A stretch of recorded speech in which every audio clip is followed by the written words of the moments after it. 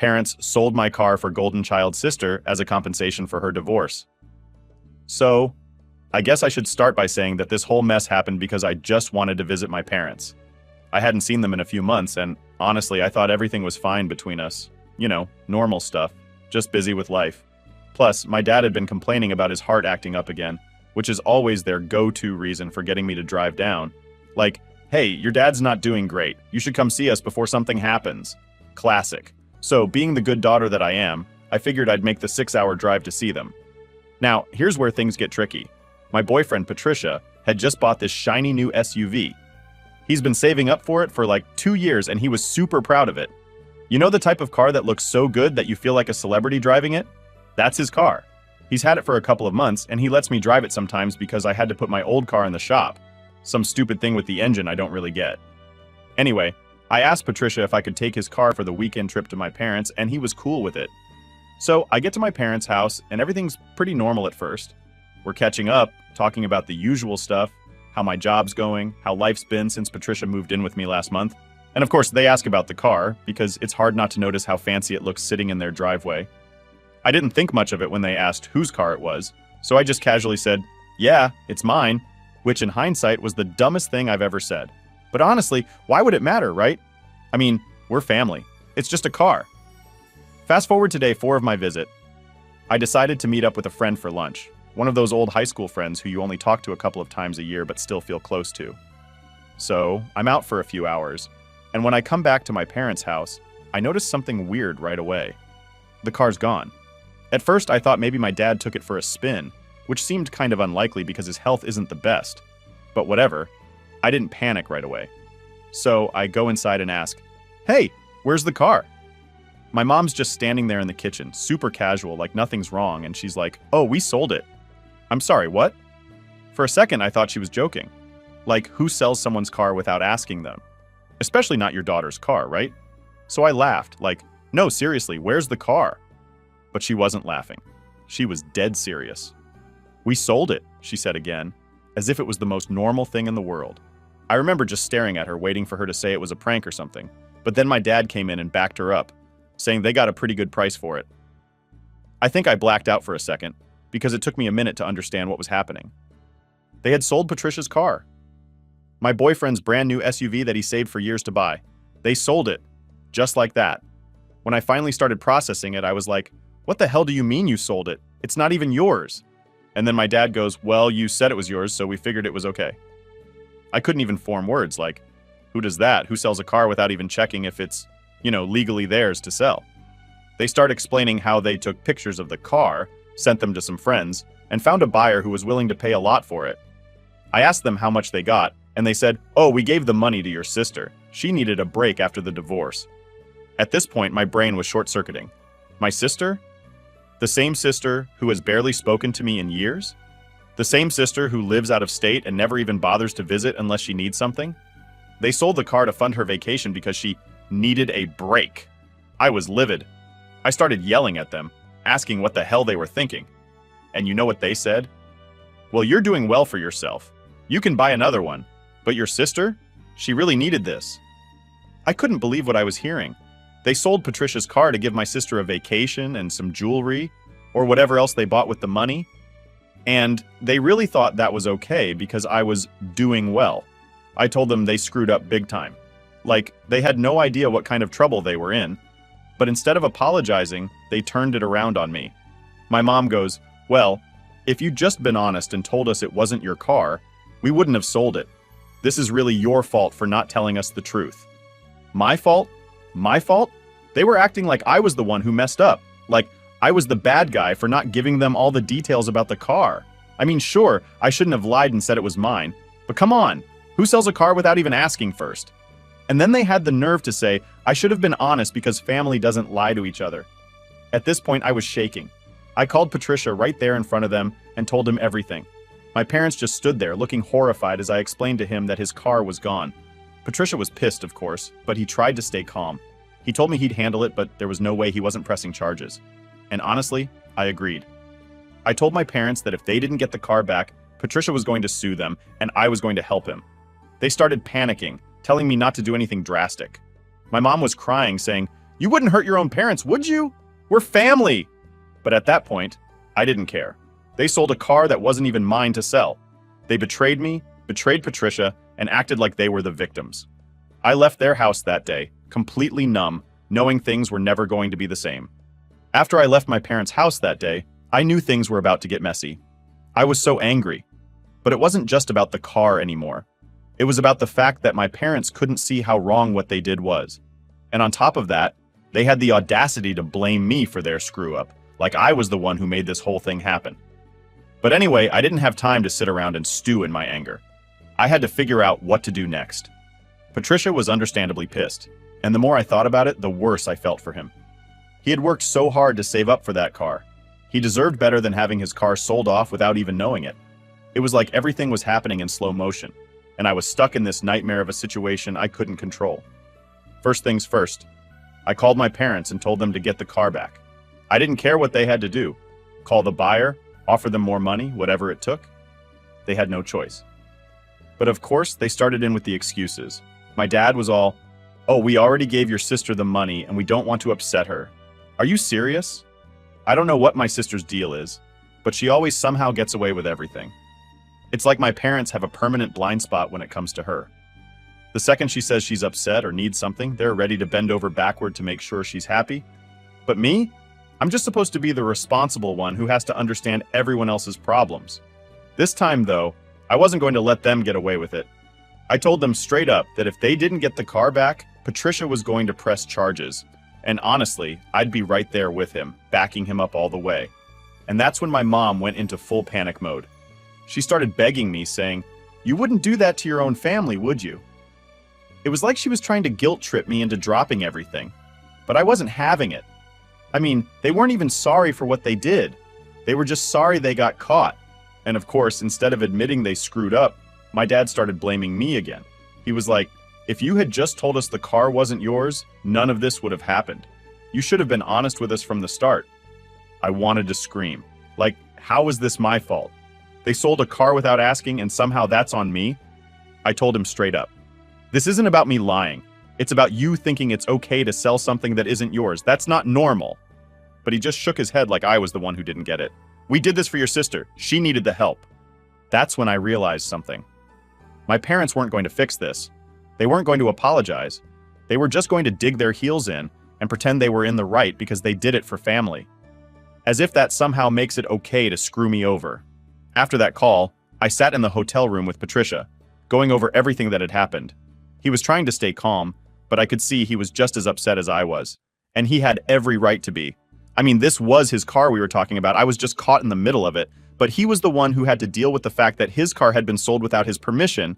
It wasn't fair. We started talking about what our options were. Patricia was ready to press charges, and honestly, I didn't see any other way. We tried being reasonable. We tried asking them to fix it. But they were acting like it wasn't a big deal. Like selling someone else's property was just something that could be forgiven because they were family. It wasn't just about the car anymore, though. It was about respect. My parents didn't respect me. They didn't respect Patricia. They just thought they could do whatever they wanted, and I'd roll over and take it because that's what I've always done. But this time was different. This time, they crossed a line, and I wasn't going to let it slide. Patricia decided to call his lawyer and get the ball rolling on the legal side of things. I didn't want it to come to that, but at the same time, what choice did we have? My parents had already shown they weren't going to fix it on their own. So if this was what it took to get the car back, then so be it. Later that evening, I got another phone call from my mom. I thought maybe, just maybe, she had come to her senses. Maybe she realized how badly they had messed up and was ready to do the right thing. But nope, she was just calling to ask me to talk to Patricia and convince him not to press charges. "We can't afford a legal battle," she said. I almost laughed. "You can afford to sell a car and give the money to my sister, but you can't afford to deal with the consequences of your actions?" I asked. She started crying, talking about how they didn't mean to hurt me, how they were just trying to help my sister. It was like she didn't even hear what I was saying. I told her straight up, "This isn't about my sister. This is about you guys taking something that didn't belong to you and thinking it's okay because you're family. You're not getting out of this one, Mom. You need to get the car back or Patricia's pressing charges, and there's nothing I can do about it." She just kept crying, saying she didn't know what to do. I almost felt bad for her. But then I remembered how she didn't feel bad when she sold Patricia's car without even thinking twice. She didn't feel bad when she gave the money to my sister. She only felt bad now because she was caught. I hung up the phone, knowing that things were never going to be the same with my parents. They had shown their true colors, and I couldn't ignore it anymore. I wasn't their priority. I was just an afterthought. Someone who could take the fall so my sister could have her self-care vacation. Patricia and I spent the rest of the night talking about what to do next. We knew the legal stuff was going to be a mess, but it was the only way. My parents weren't going to fix this on their own, and we weren't going to let them off the hook. I didn't know what the next few weeks were going to bring, but one thing was clear.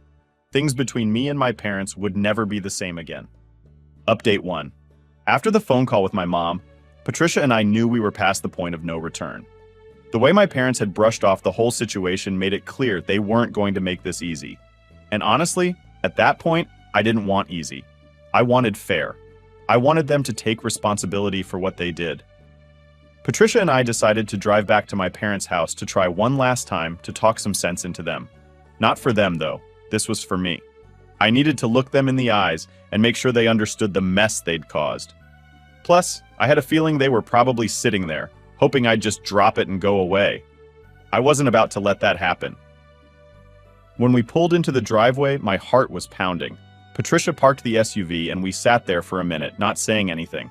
I could feel the tension between us, not because we were mad at each other, but because this whole situation was so ridiculous. I couldn't believe I was about to walk into my parents' house and basically beg them to fix a mistake they made. "I'm ready if you are," Patricia finally said, breaking the silence. He was being way calmer than I felt, and honestly, I was grateful for that.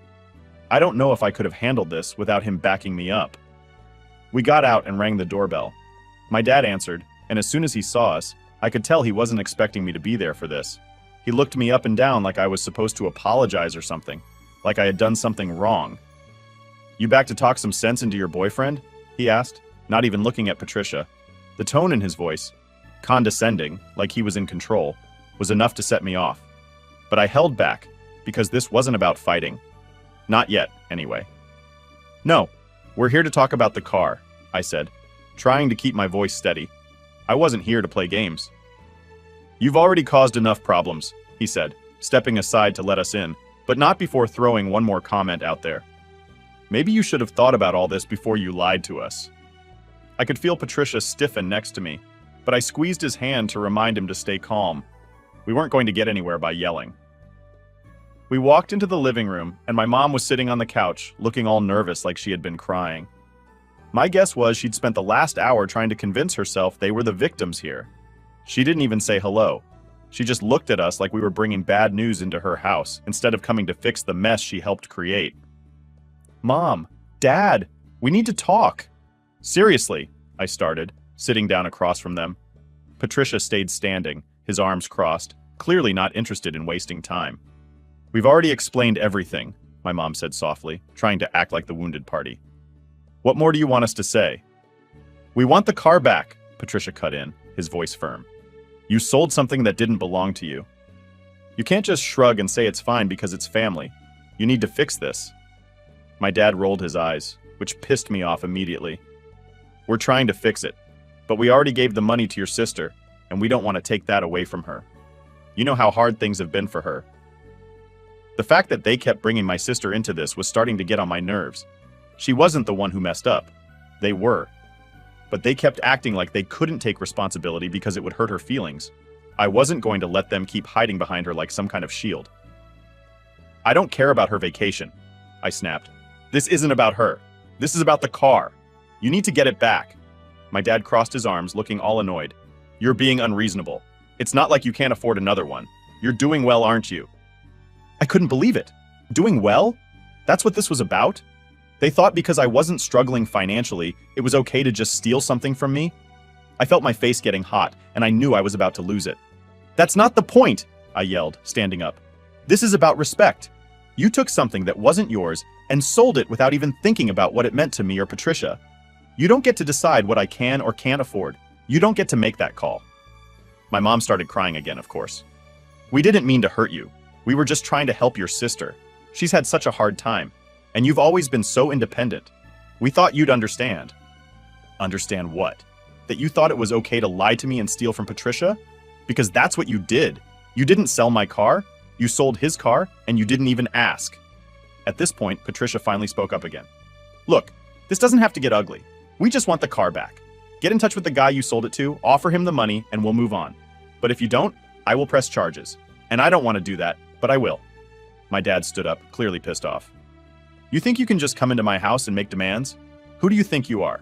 You're not family. You're just some guy dating my daughter. I swear, Patricia handled it better than I would have. He stayed calm, even though I could tell he was furious. I'm the guy whose car you stole. That's who I am. There was this tense silence. My mom looked at my dad like she was begging him to back down, but he wasn't having it. He was too stubborn. I could see that now. He wasn't going to admit he was wrong. Not ever. Not even to save his own skin. We're not doing this, my dad finally said, shaking his head. If you want the car back so bad, take us to court. But I'm not giving in to your threats. I looked at Patricia and he nodded. That was it. We tried to be civil, but they left us no choice. Fine, I said, grabbing my bag and standing up. We'll see you in court then. As we walked out, my mom called after me, saying something about how we were making a big mistake and how she never thought I'd turn on them like this. But I didn't turn around. I didn't look back. Patricia and I got into his car, and as we drove away, I knew one thing for sure. This wasn't about the car anymore. This was about respect, and they were about to learn that the hard way. Update 2. So after leaving my parents' house that day, Patricia and I were dead set on pressing charges.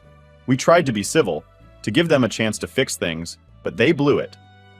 I was mentally preparing myself for the mess that was about to unfold with lawyers, court dates, and all that.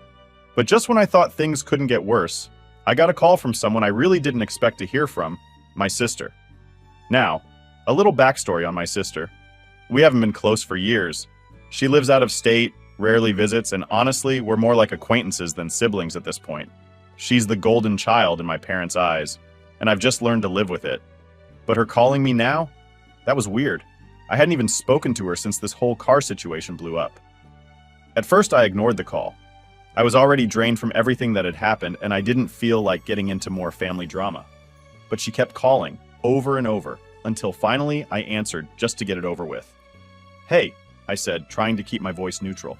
She didn't even bother with small talk. What the hell is going on? She demanded. Mom and Dad just called me saying you're threatening to sue them. What are you doing? I swear I could feel my blood pressure rise instantly, the nerve of her calling me and acting like I was the problem here. I took a deep breath, trying to stay calm. They sold Patricia's car, I said. Without asking. They gave you the money, by the way, so you should probably know that. There was this pause on the other end of the line, and then she hit me with it. So what? You can't just take them to court over something like this. They're our parents. You need to let it go. I had to laugh. I couldn't help it. Let it go? Are you serious? They sold something that didn't belong to them. That's illegal.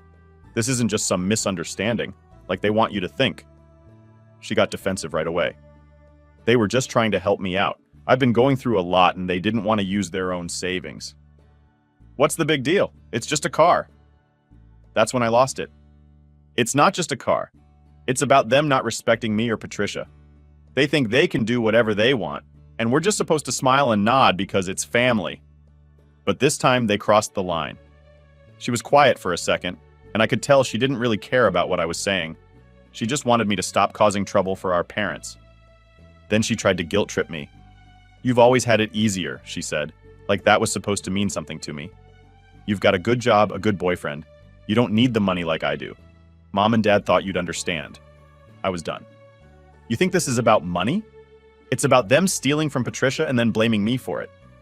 And now you're calling me, acting like I'm the bad guy? You know what? I don't care what you think. This isn't your problem. This is between me, Patricia, and our parents, so stay out of it. She didn't like that at all. You're being selfish, she snapped. They raised you, they've done so much for you, and this is how you repay them? I almost couldn't believe what I was hearing. She had no clue what I'd been through with them, how I'd always been treated like the one who had to understand everyone else's problems. I wasn't their priority, not ever. But now, when they were in trouble, suddenly it was all about family and how much I owed them. I don't owe them anything, I said firmly. And I definitely don't owe you an explanation. I'm done with this conversation. Before she could say anything else, I hung up and immediately blocked her number. I didn't need that kind of negativity in my life, especially not now. Patricia, who had been sitting next to me the whole time, just shook his head. "You okay?" he asked, clearly knowing I wasn't. "Yeah," I said, even though I wasn't. "It's just, she doesn't get it. None of them do." Patricia nodded, but he didn't say anything. He didn't need to. He knew this was bigger than the car. It was about years of being the one who had to let things slide while my sister got everything handed to her. It was about my parents always assuming I'd be fine, that I'd take care of myself because I was doing well. But this time, I wasn't going to just let it go. This time, I was standing up for myself, and for Patricia. He deserved better than to have his car sold off like it was nothing, and I deserved better than to be treated like an afterthought. Later that night, we sat down and talked through the next steps. Patricia was still set on pressing charges, and honestly, I was too. But before we did that, we decided to give my parents one last chance to make it right. I knew it was probably pointless, but a small part of me was hoping they'd finally realize how badly they'd messed up. We drove back to their house the next morning, and I was dreading it the whole way there. I didn't know what to expect, but I had a feeling it wasn't going to go well. When we rang the doorbell, my dad answered again. This time, he didn't even try to hide his irritation. "What do you want now?" he snapped. Patricia stepped forward. "We're giving you one last chance," he said, his voice calm but firm. "Either you get the car back, or we're going to court. Your choice." My dad's face turned red and I could see him clenching his fists. "You think you can come in here and make demands?" he growled. "This is my house and you don't tell me what to do." I sighed. This was exactly what I expected. They weren't going to back down. They never did. "Dad, we're not here to fight," I said, trying to keep my voice steady. "We just want the car back. That's it. If you can't do that, then we have no choice." My mom appeared in the doorway then, looking all teary-eyed again. "Please," she begged. "Don't do this. We're family." I looked at her, and for the first time, I didn't feel guilty. I didn't feel like I was doing something wrong. I just felt tired. Tired of being the one who had to understand. Tired of being the one who had to let things go for the sake of family. "This isn't about family," I said quietly. "It's about respect. And you lost mine the second you sold that car." We turned and walked away, leaving them standing there. As we drove off, I felt a strange sense of relief wash over me. I knew this wasn't the end, but for the first time in a long time, I felt like I was finally standing up for myself. Update 3. After that last visit to my parents' house, I knew things were over. There wasn't going to be any fixing this. They'd made their decision, and so had I. But what happened next wasn't something I saw coming. A couple of days went by with no word from them. No calls, no texts, nothing. Patricia and I were ready to move forward with legal action, and while it still felt a bit surreal to be in that position, we had both come to terms with it. But then, out of nowhere, my phone rang again. It was an unknown number this time. I almost didn't answer, figuring it was some random telemarketer, but something told me to pick it up. Turns out, it was the guy who bought Patricia's car. Now, I have no idea how this dude got my number, but he was calling to let me know that my parents had reached out to him. Apparently, they were trying to get the car back, offering him more money than he originally paid. That part made sense. What didn't make sense was what he told me next. "They're saying that the car's theirs, but something didn't sit right with me," the guy said over the phone. I looked into the paperwork more closely and saw that the title's still in someone else's name. Patricia's, I'm guessing? I sat there stunned. So not only had my parents sold the car without my permission, but they had done it without even transferring the title properly. It was still Patricia's car, legally, and they hadn't even noticed, or didn't care enough to fix it. I explained the situation to the guy on the phone, how my parents had sold it without asking, how Patricia was pressing charges, the whole deal. He listened quietly, and when I finished, he sighed. "I had a feeling something was off," he said. "Look, I don't want to be involved in any legal mess, so I'm willing to give the car back if you guys cover what I paid for it." I told him I'd have to talk to Patricia, but honestly, I felt a weight lift off my shoulders just knowing the car could be returned. When I hung up, I immediately told Patricia what happened, and he was on board with the plan. We'd get the car back, pay the guy what he was owed, and call off the lawsuit. It seemed like the cleanest way to get out of this mess. So we set up a time to meet the guy and retrieve the car. When we got there, everything went smoothly. He handed over the keys, we paid him, and just like that, Patricia's SUV was back where it belonged. It was a relief, but it didn't erase the damage my parents had caused. As we drove away, Patricia turned to me. "What now?" he asked, and I knew he wasn't just talking about the car. What now was the big question. My parents had crossed a line, and even though we got the car back, the trust was shattered. I didn't see how we could come back from this. I thought about it for a while, but eventually I said, "I think I'm done with them." Patricia didn't say anything for a moment, just nodded like he understood. And honestly, he probably did. He had been right there with me through all of it, watching how my parents put my sister first and treated me like a backup plan. He knew that this wasn't just about the car, it was about a lifetime of being second place in my own family. The next day, I blocked my parents' numbers. I didn't want to hear their excuses anymore, didn't want to deal with the guilt trips or the crying, or whatever else they thought might change my mind. I was done. A week passed, and for the first time in forever, things were quiet. I didn't realize how much space my parents took up in my head until they weren't there anymore. It felt weird at first, but then it felt freeing. I could finally focus on my own life, on my relationship with Patricia, without the constant pressure of trying to please my family. But of course, that didn't last long. A few days later, I got a text from my aunt, who I hadn't spoken to in ages. She wanted to know what was going on between me and my parents, saying they were devastated and didn't understand why I was shutting them out. I didn't reply. I knew that if I did, it would just turn into more drama. My parents were good at playing the victim, and I wasn't about to get sucked back in. Then, out of nowhere, my sister texted me. I hadn't heard from her since that last blow-up on the phone, so seeing her name pop up on my screen made my stomach drop. I didn't want to deal with her, but part of me was curious, so I opened the message. "You seriously blocked Mom and Dad? What's wrong with you?" That was it. No apology, no attempt to understand my side of things, just more blame. I didn't even bother replying. I blocked her too. Patricia and I decided to take a trip to clear our heads. We packed up the car, the real car this time, and hit the road for a few days. It wasn't a big vacation or anything, just a little getaway to remind ourselves that life didn't have to be full of drama and chaos. It was nice to get some distance from everything, to spend time with the one person who had been solid through all of this. On the way back home, I thought a lot about the whole situation with my parents. Part of me was still sad about how things turned out. I mean, no one really wants to cut off their family. But at the same time, I knew it was the right choice. My parents weren't going to change. They would always put my sister first, always expect me to just deal with whatever nonsense they threw at me because that's what I'd always done. But not anymore. When we got back from the trip, I felt different. Lighter. Like I had finally let go of something that had been weighing me down for years. I didn't know what the future held, but I knew one thing for sure. I was done letting my parents control my life. I was done being the backup plan, the one who had to understand and make sacrifices for everyone else.